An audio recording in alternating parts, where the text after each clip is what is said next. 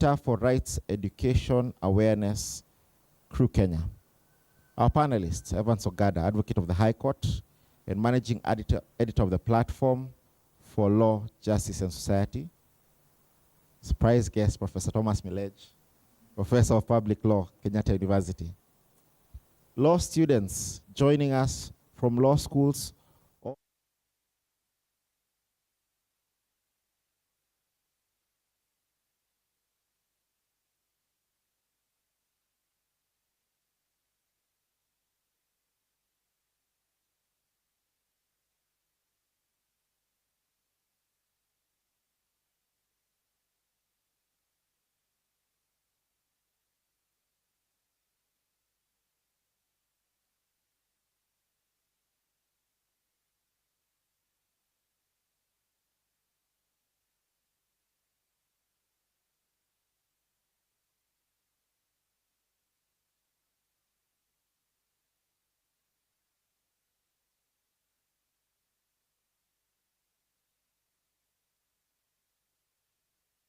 Also to inject a touch of levity. While the state only proclaimed KATIBA Day this week, our own Dean of Law has already conceptualized the idea of the commemoration at least a year ago. It seems that once again, the academy was a step ahead of the state. As we gather for this day, for this third day of our program, let us remember that the Constitution is not simply a document. It is a living promise. Our task is to reflect deeply, to critique honestly, and to recommit ourselves to its transformative vision. Welcome to day 3, and welcome to KATIBA Day. Let's all stand up for the national anthem of Kenya and the national anthem of East Africa. The East African anthem, sorry.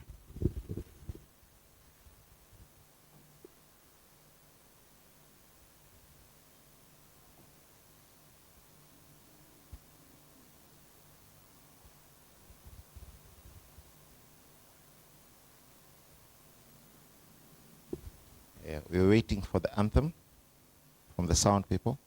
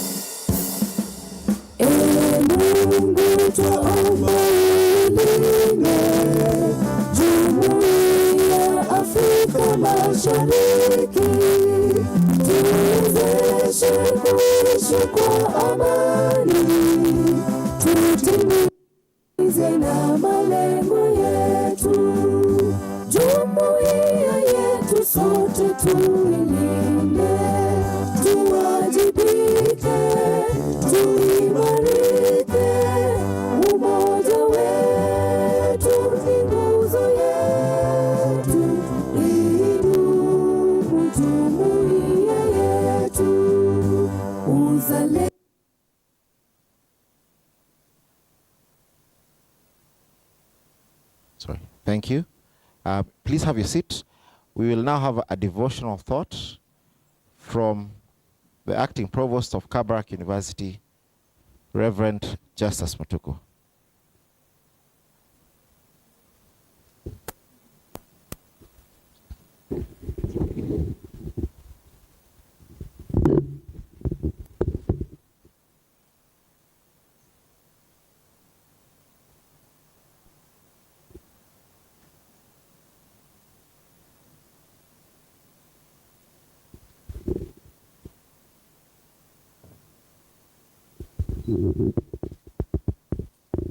To our chief guest, who is just about to enter this space, and to all guests, allow me to, on behalf of our Vice Chancellor, to bring greetings and also spend a few minutes to do what we do at Kabarak University. We normally start our moments, our meetings, with a reflection and invoking the presence of God in our conversations. Allow me to take us through a brief reflection from the book of Micah, chapter 6, verse 8. Micah chapter 6, verse 8. He has showed you, O man, what is good, and what does the Lord require of you? To act justly, to love mercy, and to walk humbly with your God. The preamble of the Constitution of Kenya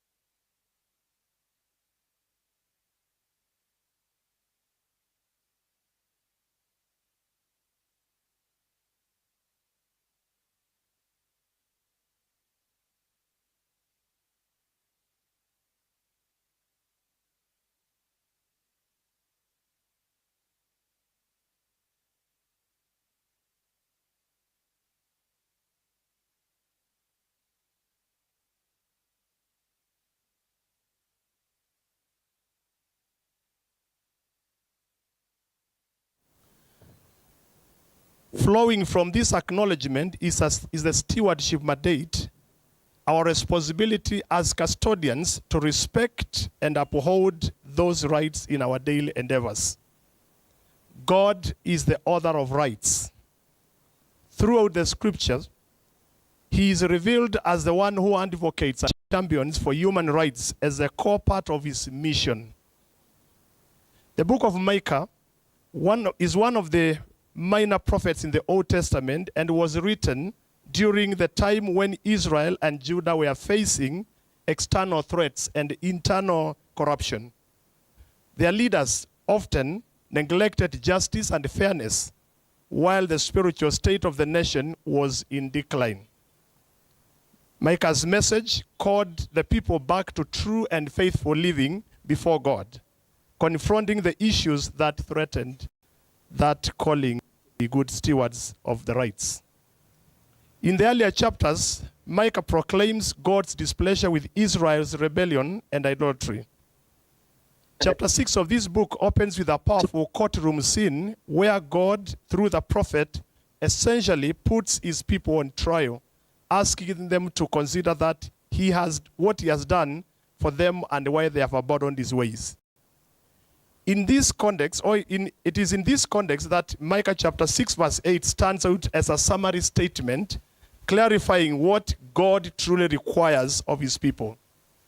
It distills his expectations into three simple yet profound actions. 1, to do justly. 2, to love mercy. And 3, to walk humbly with God. This verse answers the implied question from the preceding verses.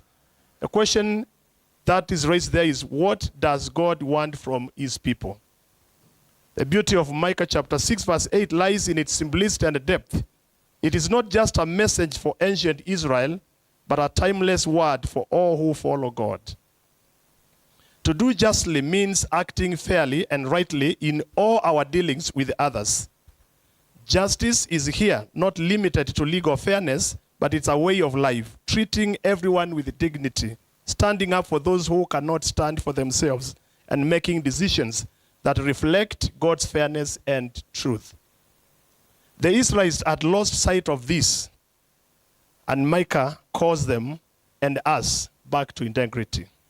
To love mercy calls us to delight in kindness and compassion. Mercy, often linked with God's grace, should not be a burden, but something we cherish and eagerly demonstrate. In our relationships, whether with the family, friends, or strangers, we are called to extend forgiveness and kindness just as God has done for us. And to walk humbly with God speaks of our relationship with our Creator. Walking humbly means recognizing our dependence on Him and living in reverence and submission to His will. It is a call away from pride and self-centeredness and towards a life guided by God's purposes. Together, these three principles, justice, mercy, and humility, reflect the very heart of God's character. Justice mirrors God's fairness. Mercy reveals God's kindness and compassion. Humility reminds us that our rightful place before God. When practiced, these virtues form a complete picture of what it means to live a life pleasing to God. It in turn forms the basis of our advocacy for full implementation of the Bill of Rights as articulated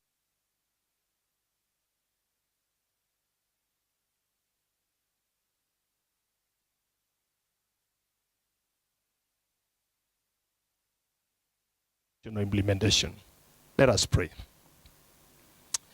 And so, Heavenly Father, we quiet our hearts before your very presence. First and foremost, to acknowledge your supremacy as the Almighty Creator of all things. We honor you for our being here is a testimony of your goodness and mercy and love. And as we enjoy in this conversation, even as we reflect on our journey for the last 15 years, we pray that our hearts will be reminded that you are the lead champion of human rights. You are the source, you are the author of these rights. By creating us in your image, you entrenched this truth in us. And it's not only in us, even all other creatures or creation has its own form of rights. It is our prayer that, like you warned and cautioned the nation of Israel and Judah, that even as we reflect as Kenyans, we will draw lessons and insights from the things that you shared with them, and that our conversations and the celebration will honor you. We pray that all those who will share these platforms will bring honor and glory to your name. And so we commit to guide. May you illuminate our minds. May you lead us through so that we have a fruitful conversation, even as we celebrate KATIBA at 15. May your presence guide us, for we pray this in Jesus' name. Amen. Thank you.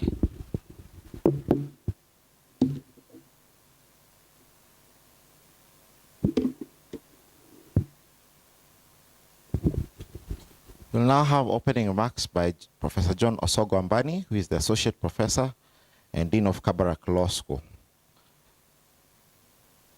Welcome. Thank you very much. On that spiritual note, can I say Bwana asifiwe? Bwana asifiwe tena. Karibuni sana. Karibuni sana.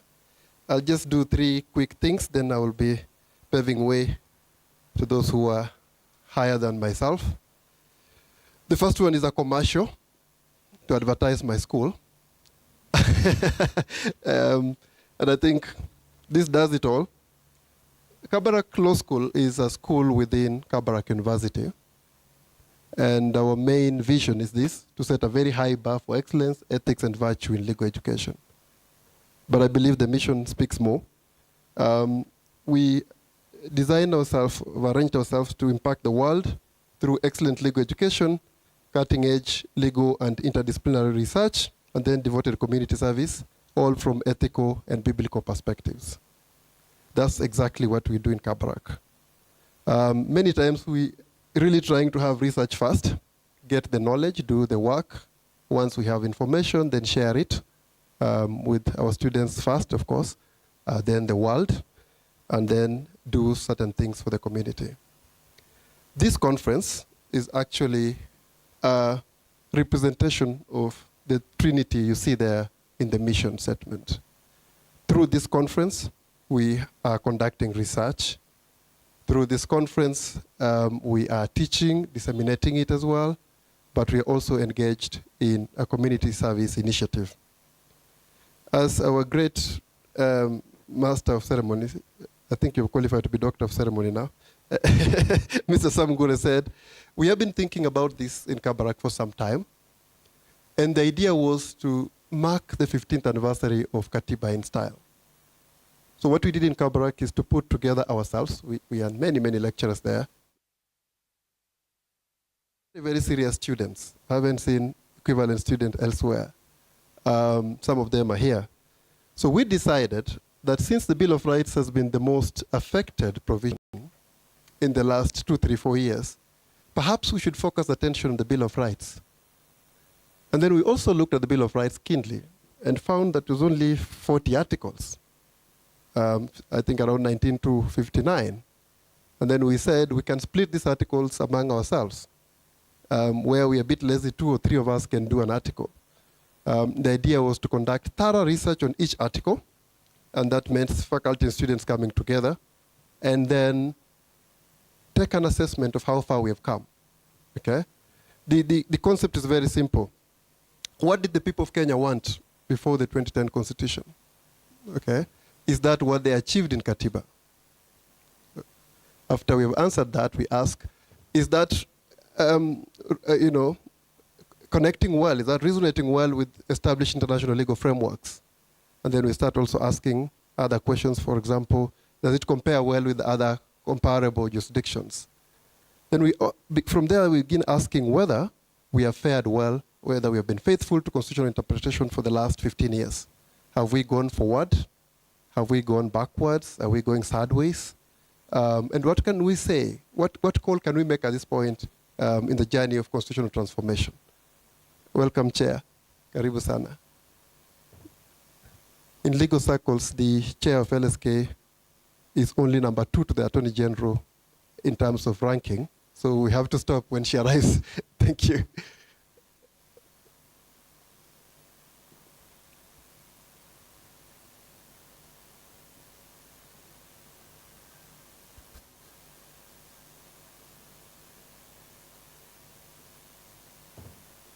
Karibu sana, President. So I can continue from where I left. I was explaining that we decided to do a thorough analysis of the 40 articles of the Bill of Rights and make them, each of them, a chapter of a book project that we will be launching today. But then before that, just slightly before that, take that book on this, as we build towards KATIBA, take that book through some validation exercise, some sharing with stakeholders, but most importantly for us in Kabarak, the communities around us. And then we can then celebrate that today, which is what we are doing today. So this conference for us is a culmination of many activities. Initially the research, the webinars we had under the Avid Readers Forum sessions, and then in Kabarak from Monday, we have had a very, very fulfilling conference involving communities. I think that was the most exciting thing about it, where we have discussed the Bill of Rights provision by provision, and we were able to discuss every provision.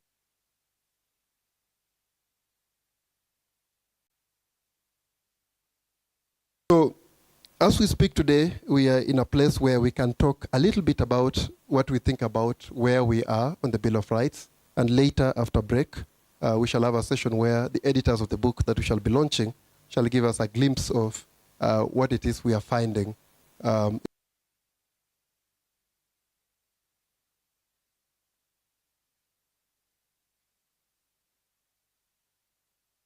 pay the debts don't have the money to pay the debts, but I think have the wisdom to know that if you can't pay the debts, at least acknowledge it, because we have incurred a number of debts in doing all this. The first one would be my own boss, Professor Enrique Plagat, who is here with us, for leading us wisely. And I think you follow news. At the time when universities are in trouble, we are not. I already have my salary. So in case you want some tea, feel free. But most importantly, creating an environment where academic exploits are possible. I think we must honor him for that. He's also there with an able team of university administrators that have been mentioned before. It's good to acknowledge them. Second is our president, who is chief guest, Faith Odhiambo, LSK president, who has taken time on a day, I know she's on demand, to come and sit with us and share with us the KATIBA Day. But even beyond that, Faith has been the pillar of human rights since her election. In fact, she was thrown on the deep end of the ocean, if you remember. As soon as she was elected, all manner of violations began, and she was up to the task. I think we must honor that achievement, and we must honor that contribution to society. Thank you very much, President. The other debt we have incurred, this is major, is to our partners. My friend, Dr. Stephanie Ruthenberg, has stood with us all through this project, earlier on other projects as well, but this one in a big way, ensuring that we are together in ideas in terms of rule of law, but we also, we're able to pay our bills. Because as I mentioned to you, this is the third day, for example, in Kabarak, we are doing it. And as we speak, there are people streaming online from Kabarak. And Ruthenberg, who is the director of the Konrad Adenauer Rule of Law Program, has stood with us financially, has given us very generous support that has enabled us to do all these kind of things you are seeing today. Thank you very much, Dr. Ruthenberg. We've also incurred debts when it comes to our partner, Mr. Eric Mukoya, Executive Director, ICJ.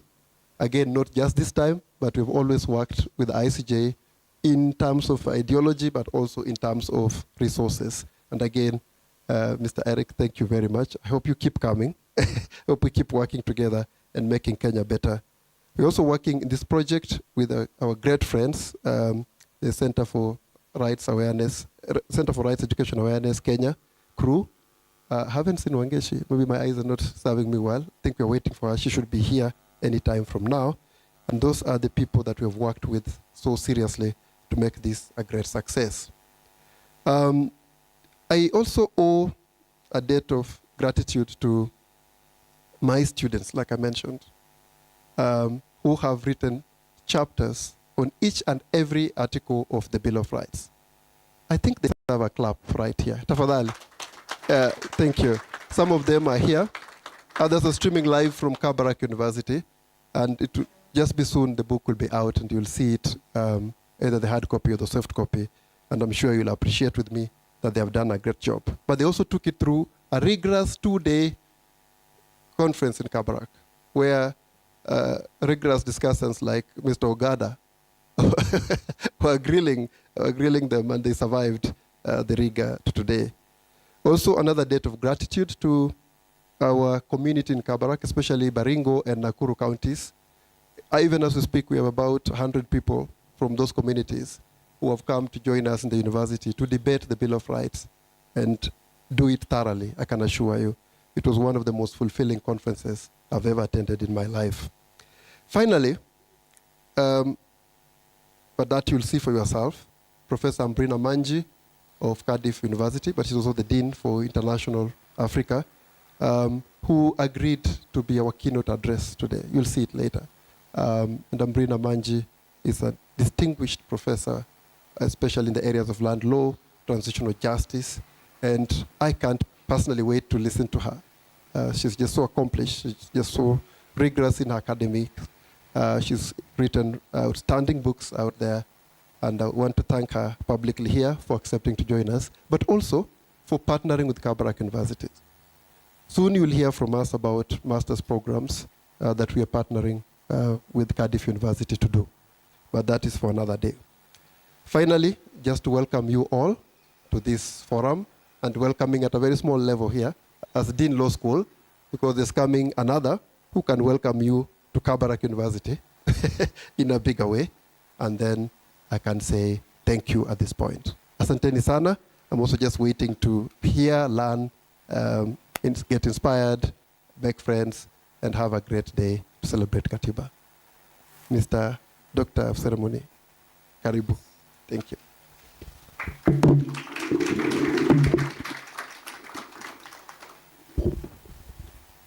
Quite quickly, let's transition to inviting one of our partners, Mr. Eric Mukwaya from the International Commission of Jurists. He is a seasoned legal mind backed by extensive experience, tested expertise, and strong commitment to human rights, governance, justice, and democracy. He's a dedicated advocate for open government policy and legal accountability and the rule of law. He believes that integrity is fostered through individual character, emphasizing the dignity of persons, as well as sustainable sourcing, renewing, and management of resources. He's a member of the NCAJ, the National Council for Administration of Justice, as Executive Director of ICJ Kenya. He is also a member of the National Community Service Orders Committee, former member of the Intersex Persons Implementation and Coordination Committee. While leading the ICJ Kenya, he also serves on 3 non-profit boards in Kenya and Ethiopia as chairperson, treasurer, and head of strategy in different organizations. He is also committed to mentor many young professionals, including lawyers, sociologists, engineers, and architects, and is a prolific writer who runs a public legal clinic on the Daily Nation every Wednesday. He holds a master's degree in law and 2 bachelor's degrees, one in law and business administration. Welcome, sir.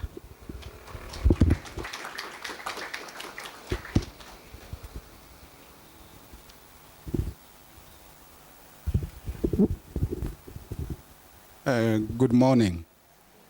I would like to begin by blaming Professor Osogo for not doing what I would have wanted to do, recognizing the protocols. So I have to go back to the program. So to begin with, I would like to recognize the presence of the Vice Chancellor of Kabarak University, Professor Henry Kiplagat. I would like to recognize the presence of the LSK President, Madam Faith Odhiambo. I would like to recognize the presence of Dr. Stephanie Rothenberger, Director, Rule of Law, Program for Sub-Saharan Africa, Konrad Adenauer Foundation, Professor John Ochola, Deputy VC, Kabarak University, Professor Ambrina Manji, our keynote address speaker today, my friends, Professor Thomas, Edward Ogada, Evans Ogada, my colleagues and friends, distinguished guests, ladies and gentlemen, good morning. I was avoiding that because it's quite long. But I am sure whoever comes after me may have it a little bit easier. So while I'm here to give some opening remarks, I would like to ask us some questions. And so I begin by noting that 15 years ago on this day, our nation stood at the edge of history in one resounding moment. After decades of struggle, as has been observed before, pain and sacrifice, we proclaimed to ourselves and to the world that Kenya will be governed under a new social contract, a constitution that promised to heal the wounds of our past and chart a path towards a just, equitable, and democratic society. That was our promise. That was our commitment. It was our conviction, and I think it remains our inspiration. But fellow Kenyans, today I stand before you wearing 2 hats. One, as a pessimist who carries half heart of optimism, but also as a tired optimist who holds half the pessimism heart in a 15-year sobering moment that should lead us to ask a question: what became of the promise? In the promise, we sought to cure poor leadership and governance, but what did we get? Legislators and executive, save for a few who pay no respect to integrity and tenets of leadership. We have heads of institutions whose fidelity to Article 10 is unbelievably contemptuous. Services serving tokenism, opportunities driven by patronage, and anchored on nepotism. We birth the new marginalization. Recycled election losers and other political nemesis into executive positions of power, undermining critical decisions of the electorate, an expense so annoying and also excruciating. In the promise, we sought to make good separation of powers, but what did we get? A judiciary that is constantly threatened and revisited in more ways than one, a parliament whose numbers have sold their ideological philosophies, if any, issues and manifestos, if any, and social contract notes, if any, to blatant sycophancy, financial favors, and political powers. Judas Iscariot still lives with us. An executive that thrives in capture of strategic institutions and oversight and accountability institutions and bodies within the beauty of boardroom impunity and roadside bravado. In this side of the world, it's as if they say, utadu. An executive that threatens and defunds independent offices and constitutional commissions that makes a joke on the Bill of Rights. Fellow Kenyans, in the promise we sought to address political marginalization, but what did we get? Full-blown representation, women reps, members of the National Assembly, senators, members of the county assemblies. Youth and other politically vulnerable groups continue to live and operate in the margins. Members of parliament constantly making attempts to circumvent the constitution to cut resources onto their NGCDF agendas. Stagnated political language and commitment unable to drive the two-third gender rule, even when affirmative action stays foundational. Devolved governments that are constantly a source of conflicts and power games that border on blackmail, even entrenching political ransom. Appointments that largely injure the face of Kenya, with the tribes of the presidency becoming new hegemonies and capitalists. Fellow Kenyans, I ask you, in the promise, we sought to ensure that previously marginalized groups and communities found a voice and enhanced their chances to influence. But what did we get? Newer institutionalized mechanisms of spending the very resources we vehemently vote to protect, bloated wage bill for the National Assembly and Senate, on the assumption that pay doesn't change in a 5-year period, we are looking at 649 million a month, and for 3 million mortgage, car, and house loan for a member of parliament. We look at 17.8 billion per annum, and only on 3% interest. Medical cover that's abominably difficult to relate to. Is that what we promised? Members of county assemblies, 1,450 county assemblies at a cost of 508 million per month. 15 years down the line, or is it 15 years down the drain? We need to find out. Fellow Kenyans, in the promise, we sought to address imprudent use, distribution, and allocation of resources. But what did we get? 24 cabinet secretaries with a 21 million per month bill. This does not include the 51 principal secretaries, under secretaries, advisors, governors and their deputies who earn 72 million, 726, 750 per month. County executive committees with 190 million per month, alongside car grants of almost 4.6 billion. The question is, did we need to spend 714 million per year because of this promise that we made? Remember, EACC estimates 6 or 8 billion lost to corruption annually. That is 7.8% of our GDP. It may be working, but at what cost? Colleagues in the room, from each other accountability, openness, transparency, and integrity. But what did we see? We continue to see, albeit painfully, COVID-19 funds disappear into thin air, but into fat pockets. Prosecution remains a challenge. We continue to see salaries and allowances paid to ghost workers, while SHA allocations sent to non-existent healthcare centers, and one in my village. E-Citizen platform with unknown ownership, even with 44 billion disappearing through broad digital daylight. We continue to see the audacity to find no shame in failing to respect, observe, and respond to court orders. In the promise, we sought inclusivity, accessible and equitable services. But we continue to be seeker with less reprieve. models that may not advance or enhance access and inclusion, lecturers on end without salaries and remuneration, with doctors persistently negotiating either through life-threatening protests or diplomacy prevailed, primary and secondary education that is anchored on CBC that remains experimental to teachers, parents, and students. In the promise, we heralded a new dawn and a new modus operandi, but that is just a dream. Why am I here today? It's just to remind you that we need to get angry. We committed to depart from old ways, but what have we done? We have created furor over that devolution is working based on a few marammed roads in Kakamega and a few tarmacked in Kiambu, yet we had a bad constitution, but we could still do the same. We imported the old ways into a new dispensation. We entrenched the mannerism of yesterday into the newness of today. So in that context, I will ask you, what is privilege? Privilege, when the minimum wage is about 10,000 and average is 76,000, in comparison to what I've said about members of parliament. What is privilege when that government taxes so deeply and so inhumanely that 76,000 to create resources that end up in abuse, misuse, misapplication, and corruption? It is no privilege when Social Security can't work and makes an abuse of Article 43. Yet legislators who come through at the stroke of our ballot pulsate in high-end infirmaries. That, for me, is not privilege. When earnings of an average person cannot discount their presence and choice from slums. So privilege for us is calling to action when half of us and I who prevail the optimistic heart, hoping to find energy and inspiration to claim the almost lost cause. We must demand accountability, not in periods of times, but in a constitution that is 15 years late.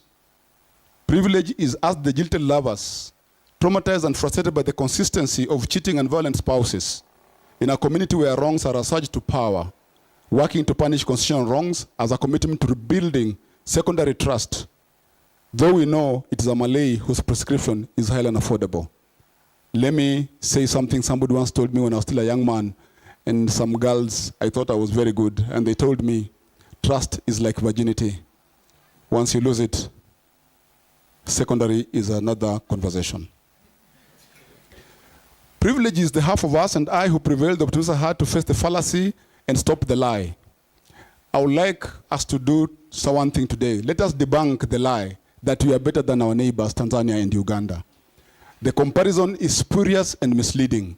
While they detain without trial, try dissenting voices over treason, enforce and abduct, they do that with relatively bad constitutions. Remember that we had Nyayo House,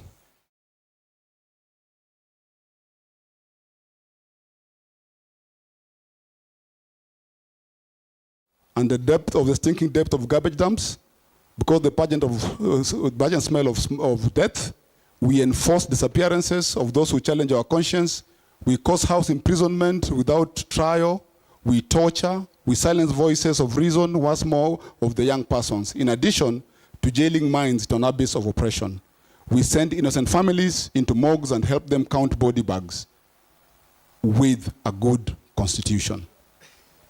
But maybe it is true, as Chan has taught us, that Uganda, Kenya, and Tanzania ni ndugu watoka nitoke. Privilege is the half of us and I who prevail with minds, who must suspend and respect court orders and objectively disobey presidential decrees that spin us into oppression.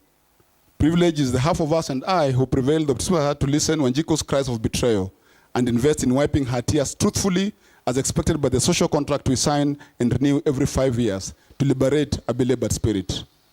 Privilege is being ready to become martyrs of this constitution, because death and life in this country sometimes makes a very little difference. Let us honor the wisdom of Guy, Ogendo, Ambani, and many others by refusing to let this KATIBA become a hollow text. Let us insist that it remains a living covenant between state and citizens, between present and future generations. As for Wanjiku, this is a qualified constitutional statement.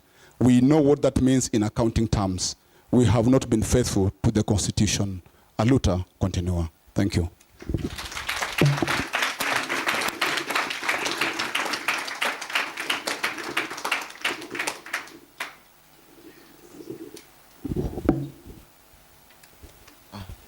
Thank you very much, Senior. Those were inspiring remarks. I'm sure you're sufficiently angry after that. I know that I have been sitting with rage for a while now, and my students of constitutional law know that. So I'm so glad that somebody shares the spirit that I feel when I see what's happening. We were to have Ms. Wangeshi Wachira to come after from the Executive Director of CRU, but I am informed that she has a family emergency that she needs to deal with. I've been told that she has sent a representative, Evelyn Apondi, to just pass.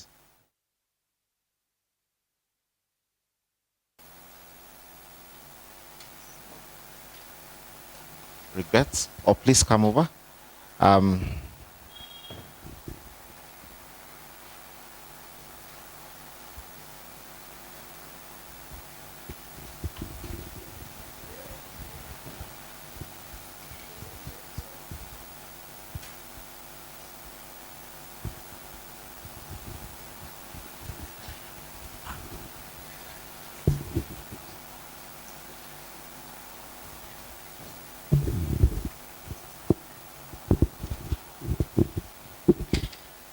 Good morning, ladies and gentlemen.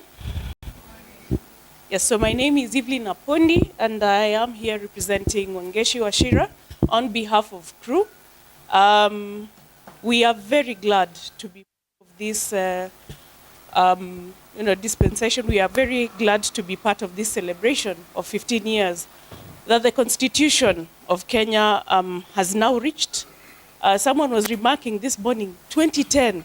It has been 15 years. It seems like it was 7 years.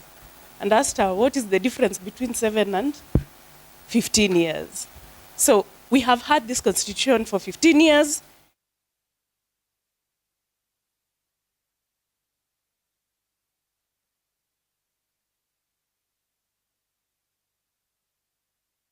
CRU is one of the organizations that, as the country, of course, has also has benefited from the 2010 Constitution, because our mandate, as you may well know, is to protect the rights of women and girls, and by extension, all children. And we can only do that when we have clear guidelines, a good constitution to guide us. And when this constitution came, it made our work a bit easier. We were able to enshrine, because the constitution enshrined gender equality in it. It banned discrimination. It enabled us to establish affirmative action, where we've had a plethora of good rules coming through, like the two-third gender rules, of course. And in as much as we are still fighting to see these particular articles come into fruition, but we can say that women have taken giant steps towards gender equality. With this constitution, we saw women governors being elected in Kenya. We've seen the Sexual Offences Act for young girls who undergo defilement, for young boys who also undergo male defilement, being upheld, and we are having very good judgments from the courts. We are also seeing that the issue of marriage and inheritance, for instance, our women can now inherit, our children can now inherit, whether they were born in the wedlock as or they were born out of wedlock. All children are the same. We've also seen progressive acts that have come out of this 2010 Constitution, which I want to believe, I dare say, that with the previous constitution we might not have seen. The Children Act 2022, the Protection Against Domestic Violence Act, and various other acts. And so therefore we see that with our constitution as is right now, we have made steps and headway towards realizing it, but we are not saying that we are there yet. we still have so many things that this constitution has not been realized. For instance, the two-third gender rule that I've spoken about, it is only applicable in very few areas, and we wish to see it applicable across the board, from the parliament itself to our parastatals to even the private sectors, because we are all under one Kenya. And so therefore, I will not take too much of your time. We, as a country, promulgated something that we are proud of, that the whole of Africa, and indeed even the world, has celebrated us for it. Can we realize it? Thank you very much.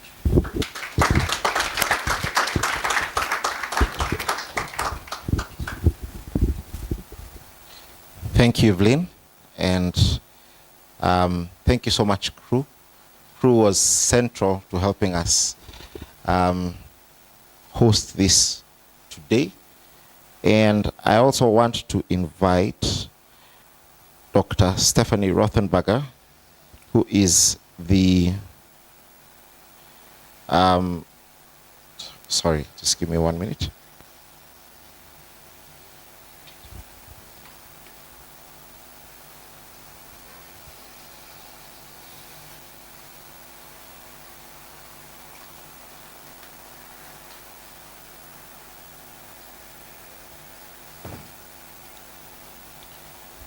Oh, apologies for that. Sorry, I want to invite Dr. Stephanie Rothenberger, who is the Director Rule of Law Program for Sub-Saharan Africa. And at the Konrad Adenauer Stiftung, these have been our central partners for the 3-day conference. They've been our key partners. She is, she's already walking up. So you can just come up. As I read a little bit of your bio, she's an inspirational person. She holds a doctorate degree in international environmental law from the Max Planck Institute. She has advised the German Federal Council, the Bundesrat, and the German Bundestag as in the protocol office. She speaks 5 languages: English, French, Italian, Arabic, and German. And she's right behind me. So please welcome her with a clap. Thank you.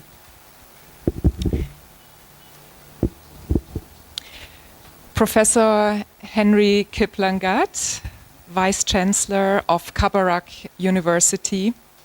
Professor John Ochola, Deputy Vice Chancellor of Kabarak University, and their excellent academic team from Kabarak University. And I especially look at the Dean of the Law School, Professor Ambani here.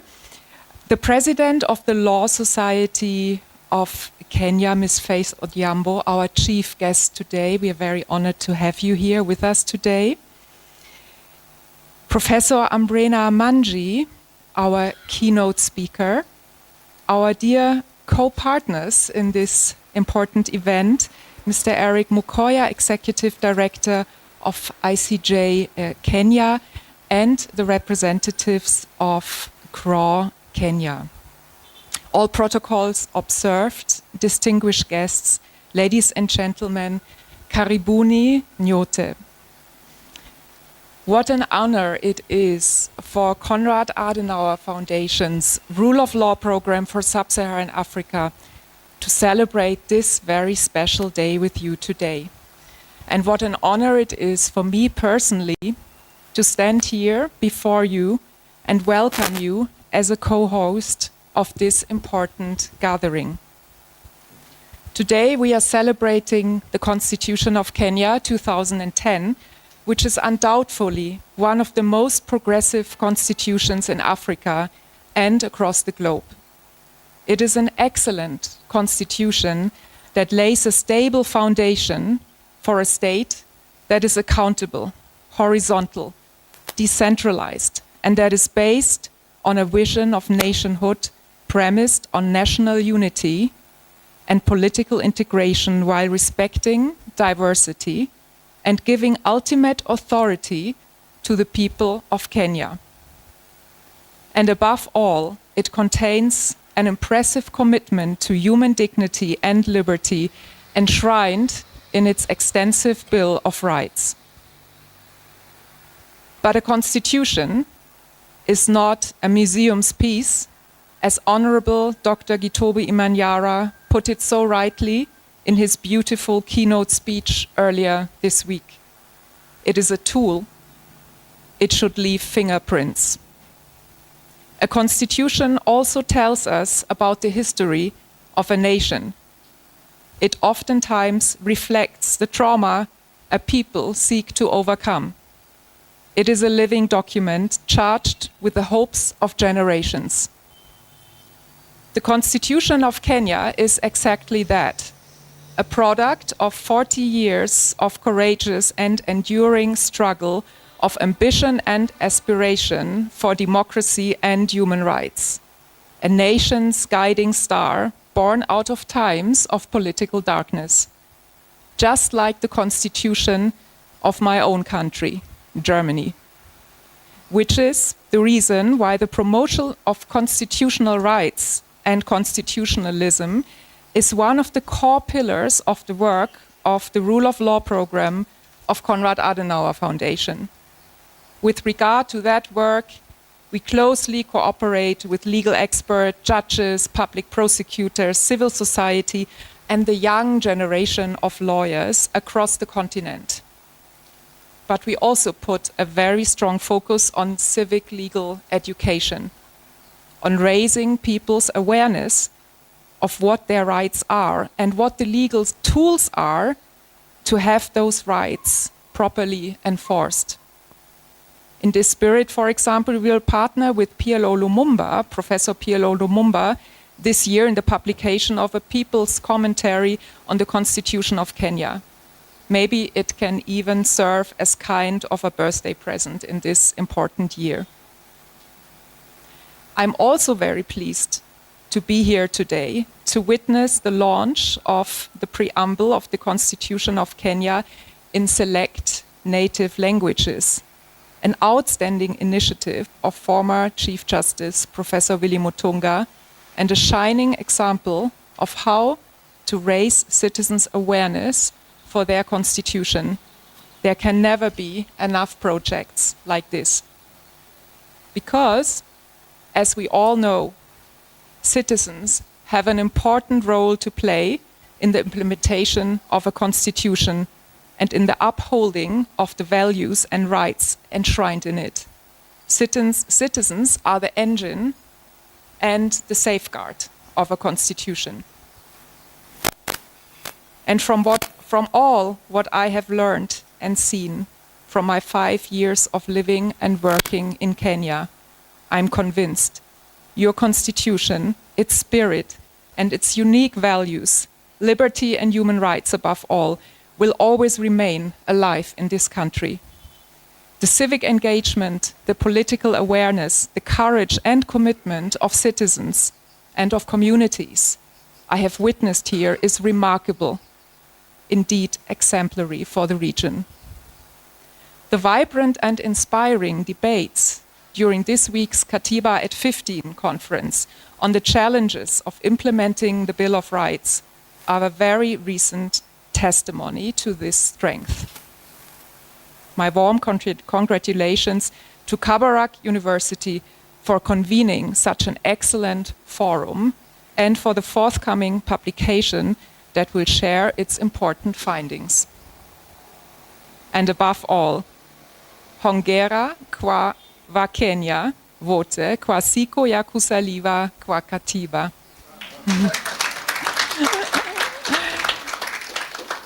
May it always remain your guiding star on the challenging and brave journey towards stronger governance, deeper democracy, and the unwavering protection of human rights.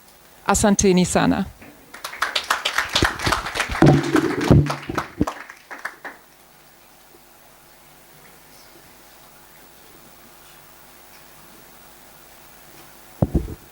I think I warned you earlier that there's coming one who can welcome you and the higher guests. My name is John, so I pave way for... So first I'll pave way for another John, who is my Deputy Vice Chancellor, Academic and Research, Professor John Ochola, who then will welcome the Vice Chancellor. Then the Vice Chancellor will welcome our Chief Guest, the President of the Law Society of Kenya. Karibu sana, Professor. Asante sana, Professor John Osogo Ambani, the Dean of School of Law, Kabarak University. Professor Henry Kiplangat, Vice Chancellor, Kabarak University. President Faith Odhiambo. By the way, President Odhiambo, the Vice Chancellor has given me a special assignment to lure you to Kabarak University. Professor Ambrina Manji, keynote speaker. Mr. Eric Mukoya, Executive Director, International Commission of Jurists, Kenya. In absentia, Madam Wangeshi Wachira, Executive Director, Center for Rights Education Awareness, Kenya. Dr. Stephanie Rothenbaja, Director, Rule of Law Program for Sub-Saharan Africa, Conrad Adenua Foundation. Reverend Justus Mutuku, Acting Provost, Kabarak University. Professor John Osogo Ambani, Dean School of Law, Kabarak University, our esteemed lecturers, and our beloved students, distinguished guests, ladies and gentlemen, good morning. We are here today to participate in the Kabarak University School of Law Conference on KATIBA at 15, and to participate in the National Commemoration KATIBA at 15 Day. We are here courtesy of our host, Professor Henry Kiplangat, the Vice Chancellor, Kabarak University. Ladies and gentlemen, Professor Kiplangat is a leader with well-honed visionary, strategic management, and transformative leadership skills. Those of us from Kabarak University, you will agree with me 100%. Professor Kiplangat performs his leadership role with honesty, transparency, and excellence. Ladies and gentlemen, these attributes embodied in Professor Kiplangat are very evident in the institutional stability and the tremendous growth we have experienced in the university since Professor Kiplangat took over the mantle of leadership as the Vice Chancellor some 8 years ago. And again, those from Kabarak University, you will agree with me 100%. And that's another reason, President Odhiambo, for you to come to Kabarak University. Ladies and gentlemen, I don't want to take too much of our time because time is of the essence. So let us put our hands together and as we welcome our chief host, Professor Kiplangat, to the podium. Welcome, sir.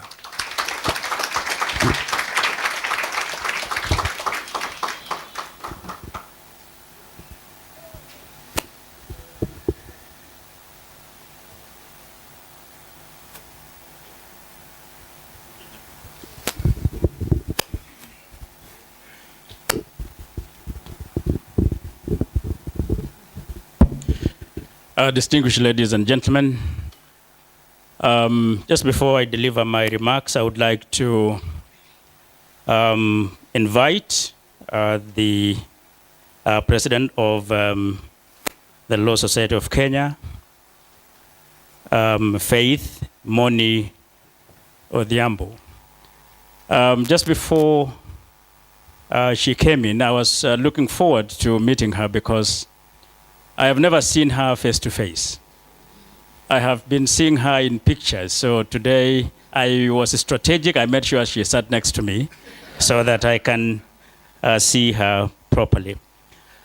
So distinguished ladies and gentlemen, our next speaker is Faith Moni Odhiambo, who is the president of the Law Society of Kenya. Faith Moni Odhiambo is a distinguished advocate with 14 years of experience, currently practicing as a partner at Ombok and Owor Advocates LLP. She has honed her skills in diverse legal areas, including company law, competition law, telecommunications law, banking law, and alternative dispute resolution. Her profound knowledge and practical experience have established her as a respected figure in the legal profession. Beyond her legal practice, Faith is a committed educator, serving as a lecturer at the University of Nairobi. Her academic contributions in commercial law, banking law, competition law, and consumer protection law have been instrumental in shaping future legal professionals. Faith's involvement extends beyond the courtroom and classroom, as she has played pivotal roles in various legal organizations. Her leadership capabilities and dedication to the legal community are evident in her tenure as a council member and board secretary of FIDA Kenya, as well as her impactful service as a Nairobi representative and vice president of the Law Society of Kenya. Currently, Faith serves as the 51st president of the Law Society of Kenya, only the second woman in the society's long history to hold this office. Please give her a round of applause. Her tenure has emerged as one of the most consequent KATIBA Roll of Honor 2024. 8 KATIBA Roll of Honor 2024, awarded in recognition of her dedication to championing the Constitution of Kenya. Number 9, EALS Shujaa Award of 2024. Number 10, APSEA Professionalism Award 2024. And number 11, SIGAND NYI NAM Association Bravery Award 2024. I will give you number 12 when she comes to Kabarak next year, God willing. So ladies and gentlemen, please put your hands together in welcoming President Faith Moni Odhiambo to the podium.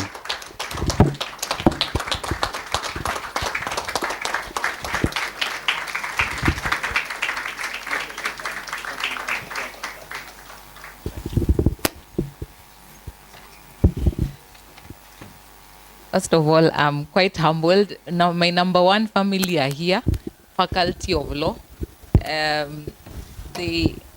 That is where I started my roots from. And so don't say you're a small person, Dean. That's where my home. You can never forget where your roots are.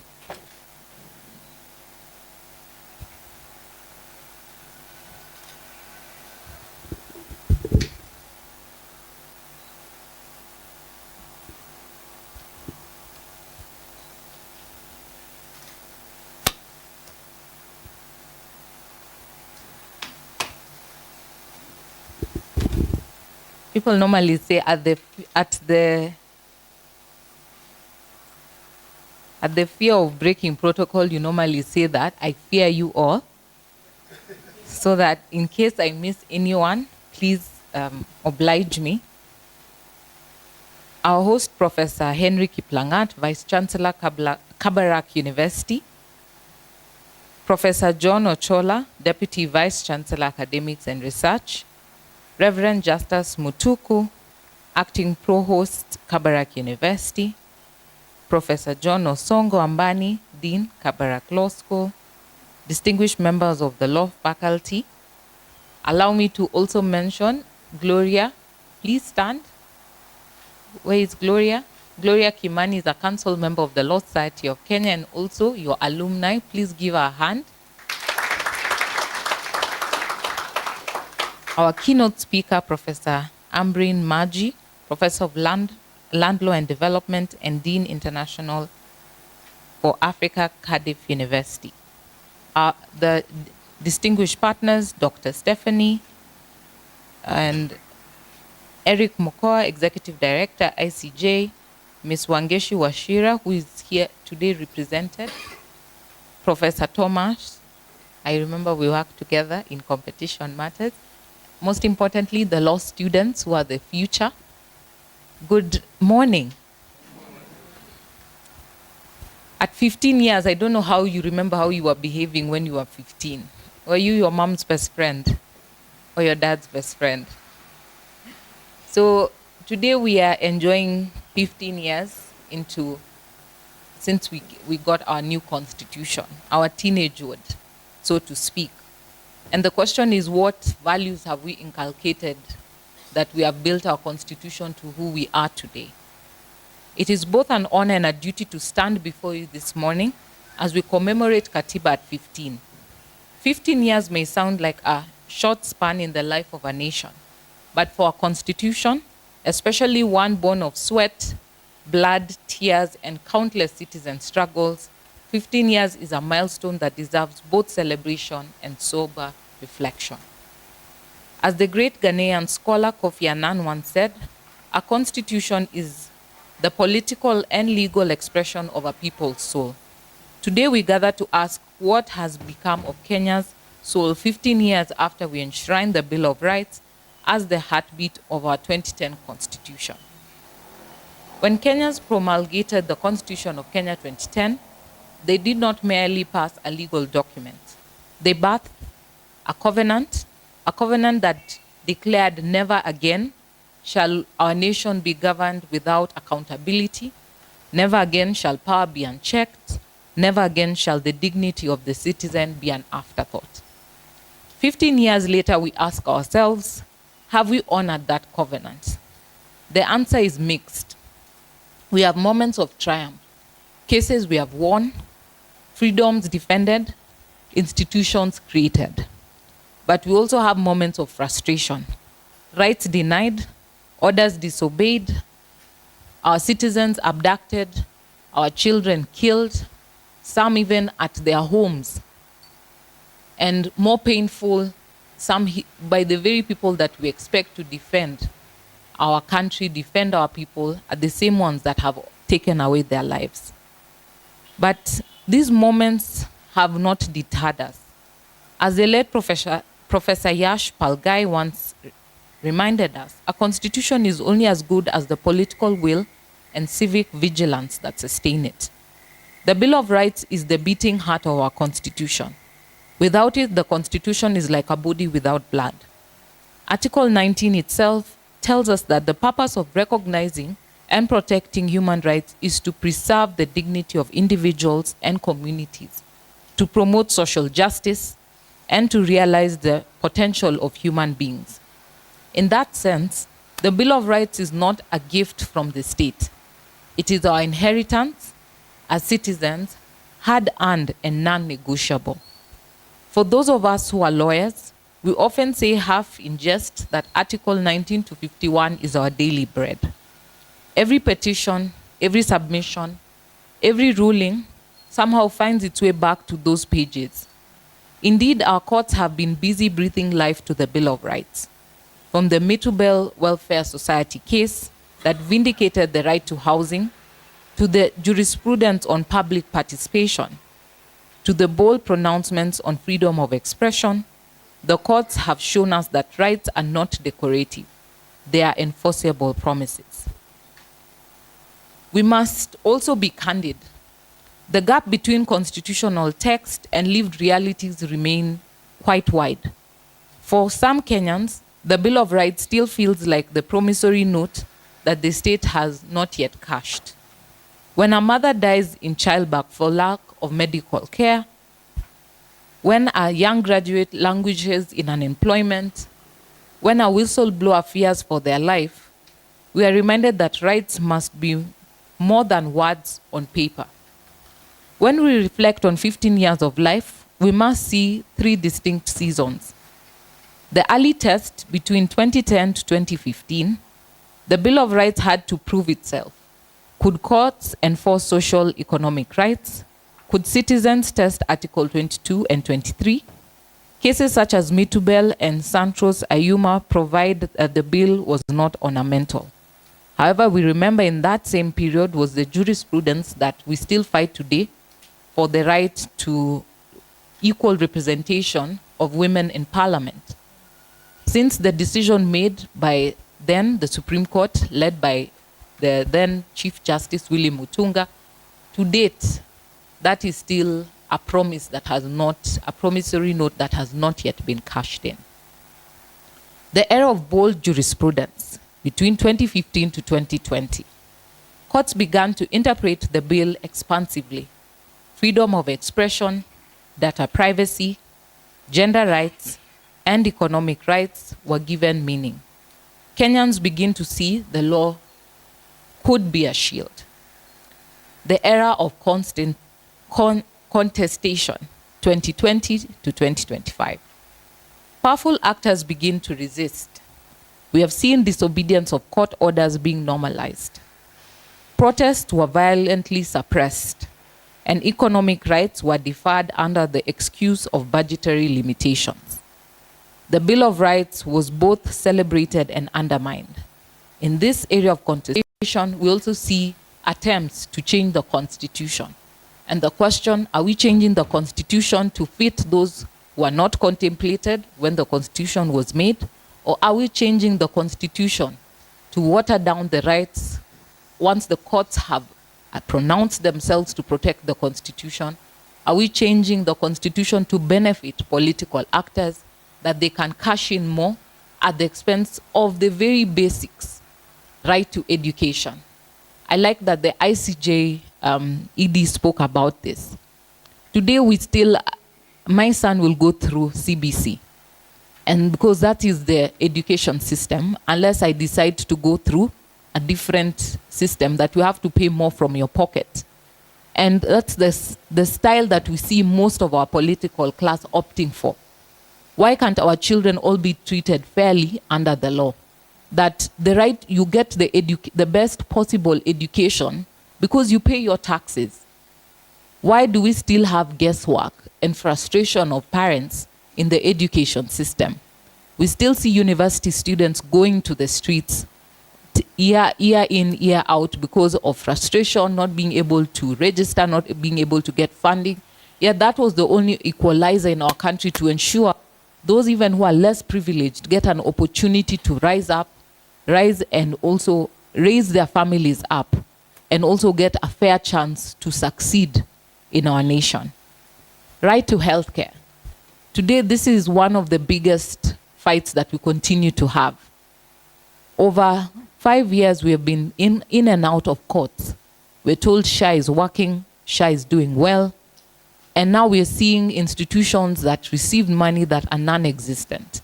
They've since been degazetted, but the bigger question is who is being held accountable, where was that money paid, and how is that money being recovered? Those are the places that we should hear EACC the loudest. Why are they quiet? Why haven't they gone down to investigate? Why haven't they gone to ensure that there's that level of accountability? Because just getting degazetment is telling Kenyans that we have now stopped the areas that you discovered. The question is, how are we getting back that money to ensure that the many Kenyans who cannot access healthcare can be able to access healthcare because the money is going to the rightful places. So today we stand at crossroads. Will the next 15 years be an era of consolidation or erosion? 15 years on, we have reasons to be proud. Our Bill of Rights has inspired bold activism, given the voiceless a voice, and strengthened institutions. Civil society, academia, the bar, and indeed ordinary Kenyans have used it to demand accountability. Yet, as Chinua Achebe reminds us, a man who brings home anti-infested fagots should not complain when visited by lizards. We cannot, on one hand, celebrate our progressive Bill of Rights, and on the other hand, permit its daily violation. Corruption, inequality, gender-based violence, and disregard of court orders a termite slowly eating into the foundation of our constitutional house. That is why this conference and this meeting of minds is important. It forces us to stop, to reflect, and recommit. Let us not understate the victories. Judicial courage. Courts have struck down unconstitutional laws, from attempts to gag the media to efforts to curtail civil space. And this is a fight that we still must be vigilant. To date, the space of self-expression, particularly for the Gen Zs and our younger generations, remains threatened. They cannot come to the streets. If they do so, they face attack. And they cannot go on social media to express themselves, because the moment they do so, they're abducted. We cannot push our generation to the wall, that there's no safe space that they can express, they can share, they can raise their voices, and also contribute to the democracy of our country. Public participation. Today, no law or policy can credibly stand without consulting the people. And even as the current public participation bill is being reviewed and people are giving their comments, I urge as many people to do so. Let us ensure that it reflects the very breadth that the Constitution envisaged. Devolution and social rights. The Bill of Rights gives life to Chapter 11 by embedding service delivery as a right. And importantly, Kenya has inspired the region.